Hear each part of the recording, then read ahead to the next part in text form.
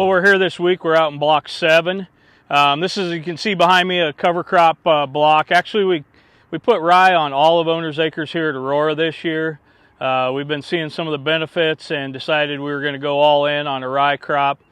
We terminated this with Roundup. Given the cool conditions, we also threw in some Gramoxone just to get a faster kill. And then we were here last Saturday and planted these soybeans. So you'll see we're getting some emergence on our soybeans.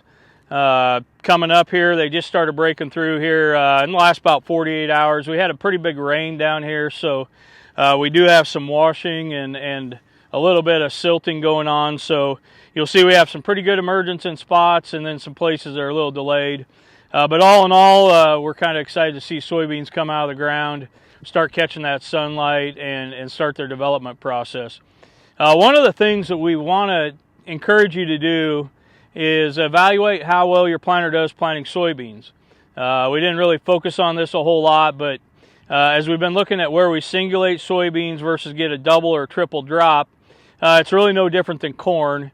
And where we get a cluster of soybeans, a double, triple drop, we don't get the development, don't get the full plant development that we're looking for. So one of the things you can do that's real simple is just grab a couple flags.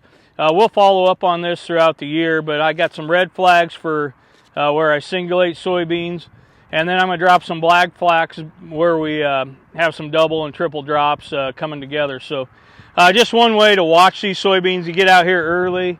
We'll also do a stand count. You know, if you zoom in, this is a country general tape measure from the old Wheeler store in Central City, Nebraska. So if I lose this, there'll be a bounty out on it. This is a classic collector's item here, but excited to start doing some stand counts. One of the things we did is populations all over the board out here. We've as high as 170,000 all the way down to 50,000. And so we'll really evaluate that spacing effect on soybeans, how they develop nodes and stuff further on. So just something you can do real simple. Like I say, you don't have to get a lot of detail. We didn't do a whole lot of flag testing on soybeans, but where you get a nice space drop here versus here I have a cluster of two together. You'll see we'll just drop some flags here. I got two side by side.